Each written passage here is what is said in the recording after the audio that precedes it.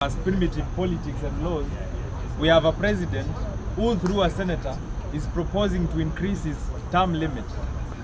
Term limit ya governors na MPs kuongezwa is just an excuse. The main agenda is the presidential term limit. He is appeasing the MPs and the governors with an extension of their term limits. Lakini yake ndio anataka kuongeza, sio ya magavana na sio ya MP. Why do we need 7 years while he has 5 years which he will not deliver? I am not saying that at 2027 mtaona miracles. We will be in the same situation we are in today, because after by 2027 he will not deliver. And this is not a prophecy, it is the truth. He will not deliver anything. Those that voted for this government, mukiwa huko nyumbani na penye muko, are you proud of what you voted in? We told you this guy is not to be trusted. We told you he's fishy. We told you he's corrupt. We told you he's a thief. We told you he's been involved in almost every other scandal. Whether it has been proven in court or not, it is the truth. Kwani watu wengine wote Kenya hawajawahi patikana na scandals zinapata William Ruto peke yake? Raila Odinga amekuwa kwa hii serikali miaka ngapi? Kalonzo amekuwa kwa hii serikali miaka ngapi? Justin Muturi amekuwa kwa hii serikali miaka ngapi? Musalia Mudavadi amekuwa kwa serikali miaka ngapi? How many scandals do the above mentioned individuals have? Then juxtapose that with what Ruto has. Kwani yeye peke yake ndio anafuatagwa na scandal? Yeye peke yake ndio anajua kuiba? Yeye peke yake ndio anajua penye scandals na kuaga anaenda kutafutana nazo? Lisemalo lipo. Whether he is convicted in court or not, he is the problem. Nataka mjichune masikio. Next time mkisema this is the person we want as the next president, mjiulize tumefanya vetting ya huyu mtu, tumefanya due diligence, have we been vigilant enough? Ukiangalia past life yake, huyu ni mtu unaweza pea kiti bila kufikiria mara mbili. Because hii maneno ya kusema ati kama ni mwizi haina shida ni wetu, ati kama ni mkabila haina shida hata hao wengine ni wakabila, inafaa iishe. And that is what we are saying as Gen Zs. We have a problem as Kenyans to accept mediocrity and to normalize nonsense. MP anakuja anawaonga na governor na 50 bob 100, mnampigia makofi, mnampigia kura.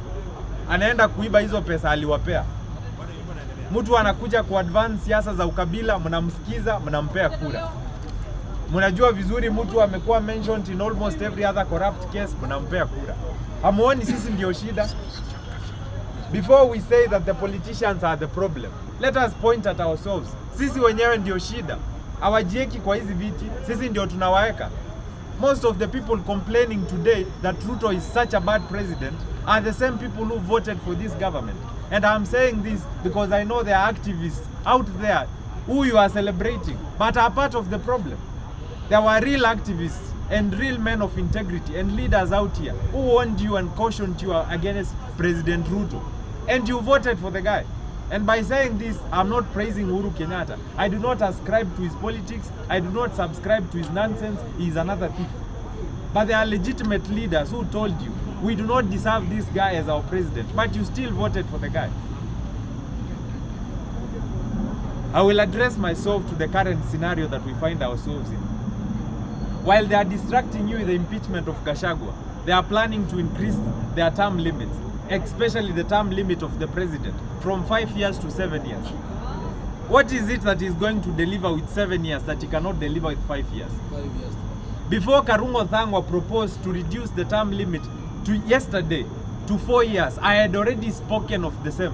I had done a presser here at Bunge la Wananchi and spoken about the same. I had said we need to reduce that term limit. It appears he got wind of my video and he watched it. And if he didn't, it appears we are both inspired by the Holy Spirit. Because the Holy Spirit only inspires the righteous people. And it appears we need that term limit reduced, not increased. I have a referendum here that through the interest of time, it is a popular initiative I will not be able to disclose and I will not be able to read. Perhaps I will do a press on the same. My popular initiative here is almost akin to what Ekuru Aukot proposed through the Punguza Mizigo initiative. It is almost similar to the BBI initiative. It is even better. I am proposing that we reduce the term limits, and because this is a matter that has to go through a referendum. Under Chapter 16 of the Constitution of Kenya, presidential term limits or any term limits, an extension or a reduction of the same needs to go through a referendum. So whatever Karungo Thangwa is proposing will also need to go through a referendum. And whatever Senator Cherargei is proposing will need to go through a referendum. Do not be woodwinked Kenyans to listen to the shenanigans of these people that the public participation that will be finalized tomorrow is enough to pass this term limit nonsense. We need a referendum for this. It is in the Constitution. And I am shocked that tomorrow is the final day for the public participation on the increment of the term limits from 5 to 7 years. And most Kenyans did not even know that public participation has been ongoing. Yesterday, as I was going through the newspaper, it was clear to me that this public participation for the current term limits has been ongoing from October 2nd. Imagine today is October 24th. So you are telling me that a public participation for the increment of the term limits has gone on for 22 days and nobody knows in Kenya. Nobody has an idea. Yet the public participation for the Bomas that was conducted at Bomas of Kenya for the impeachment of Gachagua was done in 2 days, and the entire country knew that a public participation has been done. Kwa nini public participation inafanywa huko imefichwa? Na hii ya KICC wasijaribu kutoa KICC wapeleke Bomas tena. Hiyo mchezo wasituchezee, tupatane hapa KICC kesho. Hiyo maneno lazima tukatae. Na hii public participation imekuwa overused na misused. Mtu anaenda ana collect signatures huko, anaenda ana collect opinions huko kwa kichaka kwenye watu hawajui, alafu anakuja kutuchocha hapa ati imepitishwa. Imepitishwa na akina nani? Wakuja hapa town hapa KICC. Asante. Ile kitu ambayo ningependa kuambia, kuna mambo mawili ambayo nimeona. One, chapter 16 ya katiba ya nchi 2010 inasema kwamba jambo kama hiyo ya kuongeza miaka ama kuongeza kitu kama border ama kubadilisha kama hiyo, kama kuna account kama 47 hiyo, kama ni 20 ama 30 ama 50, lazima ipitie referendum. Na referendum lazima iwe na campaign kama exactly kama ile ya katiba, ile ya election. Watu wote waelimishwe ubaya wake na uzuri wake, na ni kwa nini unataka hivi na kwa nini unataka hivi, ili waweze kuelewa, kisha baadaye tuwe na referendum. Kwa hivyo hii ni ujinga. Number 2 ile ambayo ningependa kuambia, kuna wakati moja James Kariuki aliuawa mpaka 1975.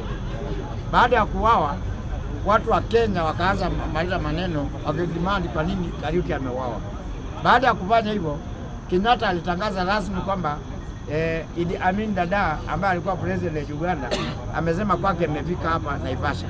Akajaribu kudivert akili za watu apeleka mahali nyingine.